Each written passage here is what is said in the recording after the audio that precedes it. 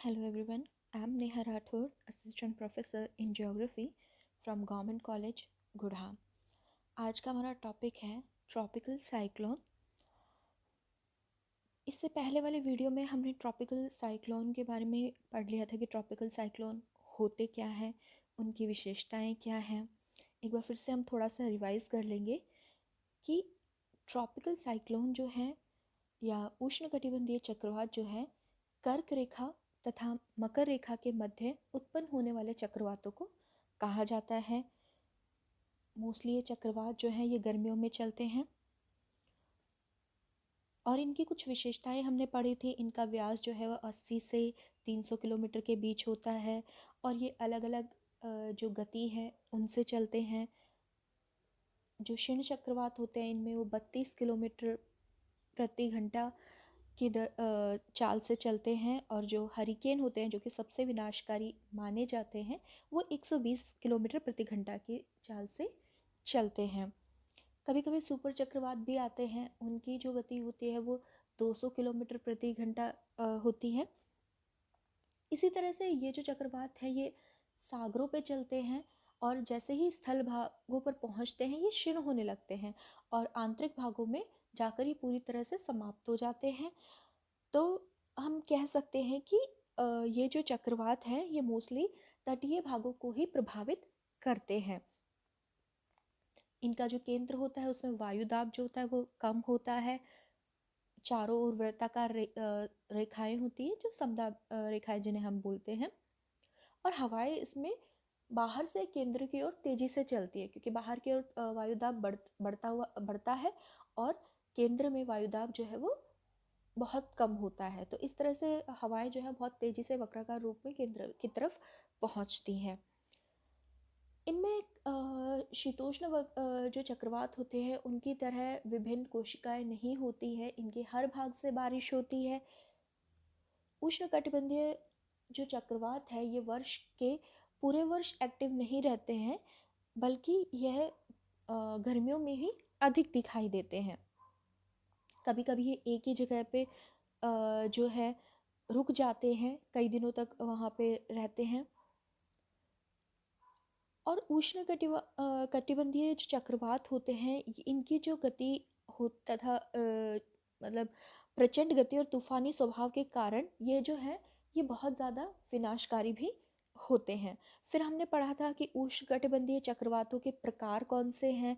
तो इनमें सबसे पहला है उष्णकटिबंधीय विक्षोभ, उष्णकटिबंधीय अवदाब दूसरा, तीसरा उष्णकटिबंधीय तूफान और चौथा हरिकेन या टाइफून। हरिकेन यूएसए में बोलते हैं और टाइफून जो है वो चाइना में बोलते हैं।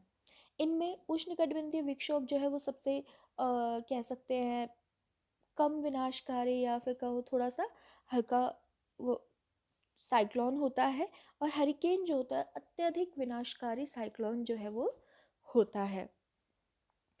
तो आज के वीडियो में हम बात करेंगे कि जब उष्णकटिबंधीय चक्रवात आते हैं तो मौसम में क्या परिवर्तन आता है, जहाँ ये पहुँचते हैं वहाँ पर इनका क्या प्रभाव रहता है, इसके बारे में। तो जैसे ही चक्रवात के मतलब जैसे ही चक्रवात है उसके आगमन से पहले हवाएं जो है वो मंद पड़ जाती हैं, लेकिन तापमान जो है वो बढ़ने लगता है। वायुदाब घट जाता है और वायु का वेग जो है वो बढ़ने लगता है। आकाश पर पक्षाभ मेघ जो है वो दिखने लगते हैं, सीरस क्लाउड्स जो हैं वो दिखने लगते हैं। सागर में ऊंची ऊंची तरंगे जो हैं वो उठने लगती हैं और जैसे ही चक्रवात नज़दीक आ जाता है हवाएं तूफान का रूप धारण कर लेती हैं। आकाश में जो है काले कपासी वर्षा मेघ छा जाते हैं, क्यूमुलोनिम्बस क्लाउड्स तथा भीषण मूसलाधार वर्षा जो है वो शुरू हो जाती है। परंतु इसके मार्ग में अवरोध आ जाने के कारण वर्षा 75 से 100 सेंटीमीटर तक वर्षा होती है। नॉर्मली जो सामान्य एवरेज जो बारिश होती है वो 10 से 25 सेंटीमीटर होती है, लेकिन जैसे कोई अवरोध इसके सामने आ जाता है तो 75 से 100 सेंटीमीटर तक वर्षा जो है वो होती है। आकाश जो होता है वो पूर्णतः वहाँ पे बादल छा जाते हैं, जिस कारण वहाँ पे विजिबिलिटी जो है, दृश्यता जो है वो समाप्त हो जाती है। और इस तरह की स्थिति जो है वो कुछ घंटों तक रहती है। इसके बाद वायु जो है अ, अचानक से शांत पड़ जाती है, आकाश जो है वो मेघरहित हो जाता है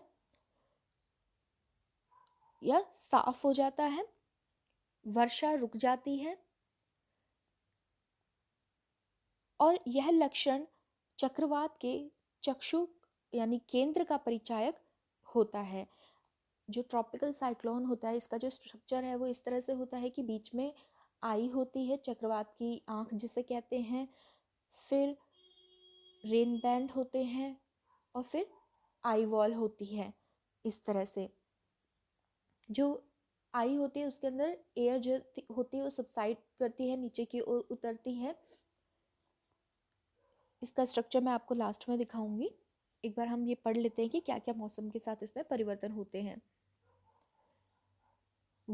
जब आई आती है या चक्रवात की चक्षु जो है उसका प्रवेश होता है, तो वायुदाब कम होता है और यह अवस्था लगभग आधे घंटे तक रहती है। इसके बाद चक्रवात का पृष्ठभाग आ जाता है और घनघोर वर्षा जो है वो प्रारंभ हो जाती है। यह दिशा लंबे समय तक बनी रहती है। जैसे जैसे चक्रवात आगे बढ़ता जाता है, वायु दाब बढ़ता जाता है। वायु में वेग जो है वो मंद पड़ने लगता है और बादलों का आवरण हल्का हो जाने से वर्षा जो है वो क्षीण हो जाती है। चक्रवात के आगे निकल जाने पर आकाश में जो बादल हैं वो छट जाते हैं और मौसम बिल्कुल साफ हो जाता है। तो इस तरह से जब चक्रवात आता है और जब जाता है तो मौसम में कैसे कैसे क्या क्या परिवर्तन आते हैं वो बताया गया है। अब हम बात करेंगे उष्णकटिबंधीय चक्रवातों के वितरण की। उष्णकटिबंधीय चक्रवातों का वितरण। उष्णकटिबंधीय चक्रवात जो है वो मुख्य रूप से 5 डिग्री से 15 डिग्री अक्षांशों के मध्य दोनों गोलार्धों में सागरों के ऊपर पाए जाते हैं। महाद्वीपों के तटीय भागों को ये प्रभावित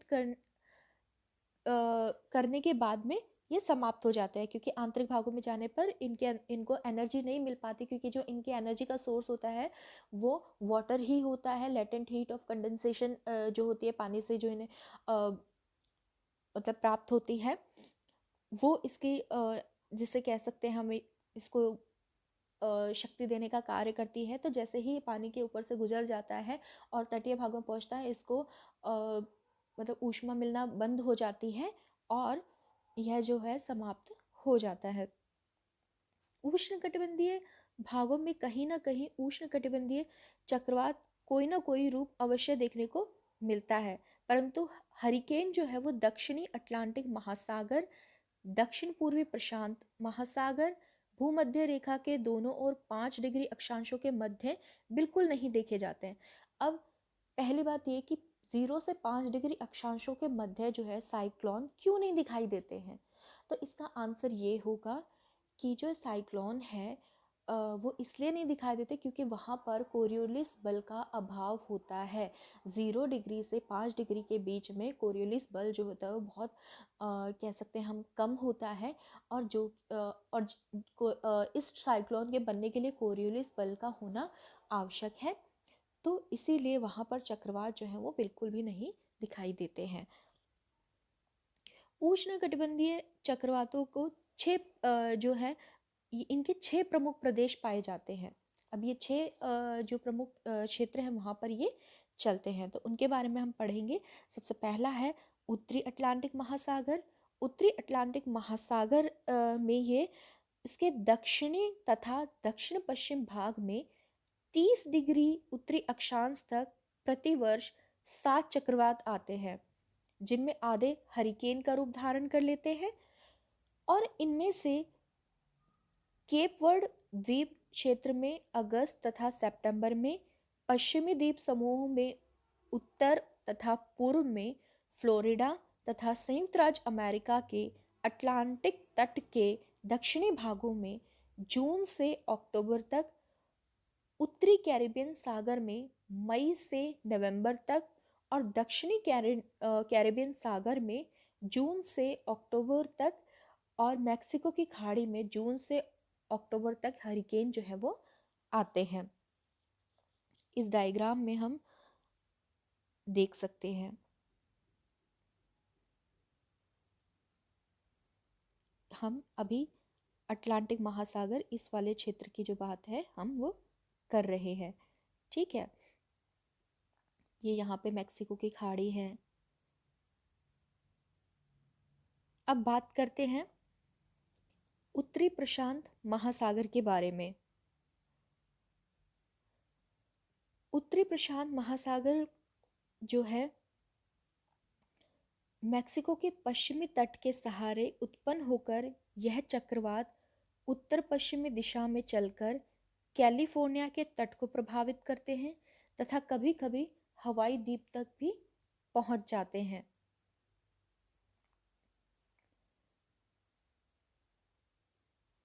अभी हम सेकेंड नंबर पर बात कर रहे हैं उत्तरी प्रशांत महासागर। और जून से नवंबर तक प्रतिवर्ष ये चक्रवात 5 से 6 की संख्या में आते हैं और इनमें से लगभग 2 हरिकेन का रूप धारण कर लेते हैं, ठीक है। तो हम इस एरिया की बात कर रहे हैं उत्तरी प्रशांत महासागर। अब बात करते हैं दक्षिण पश्चिमी उत्तरी प्रशांत महासागर। इसमें खासकर चीन सागर, फिलीपीन द्वीप, दक्षिणी जापान के पास चक्रवात उत्पन्न होकर मई से दिसंबर तक इन भागों को प्रभावित करते हैं। चीन के पूर्वी तट पर इनका विनाशकारी प्रभाव होता है। इस भाग में इन चक्रवातों को टाइफून कहते हैं और वर्ष में लगभग 21 टाइफून जो है वो यहाँ पर आते हैं। फिर है दक्षिणी प्रशांत महासागर। ऑस्ट्रेलिया के पूर्व में 150 डिग्री पश्चिमी देशांतर के पास सोसाइटी द्वीप के पूर्व में उत्पन्न होकर यह चक्रवात ऑस्ट्रेलिया के उत्तर पूर्वी तट को प्रभावित करते हैं और इनका समय दिसंबर से अप्रैल तक होता है। ये वाला तट की बात कर रहे हैं, ठीक है। अब उत्तरी हिंद महासागर, ये वाला क्षेत्र बंगाल की खाड़ी तथा अरब सागर से उत्पन्न होकर यह चक्रवात भारत को बड़े पैमाने पर प्रभावित करते हैं। बंगाल की खाड़ी में अप्रैल से दिसंबर तक तथा अरब सागर में अप्रैल से जून एवं सितंबर से दिसंबर तक आते हैं। इन्हें चक्रवात या अवदाब कहते हैं। फिर उसके बाद में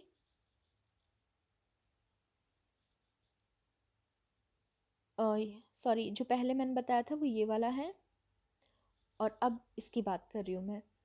दक्षिणी हिंद महासागर मेडागास्कर, रियूनियन तथा मॉरिशस द्वीपों के पास चक्रवात आते हैं और इनका जो समय है वो नवंबर से अप्रैल होता है। तो ये जो है ये वाला जो एरिया है ये एक सेकेंड ये वाला जो एरिया है ये है उत्तरी हिंद महासागर का, जिसमें यहाँ पर ये बंगाल की खाड़ी और ये अरब सागर और ये दक्षिणी हिंद महासागर। यहाँ पे ये मेडागास्कर द्वीप है और रियूनियन मॉरिशस द्वीप जो है वो यहीं पे है।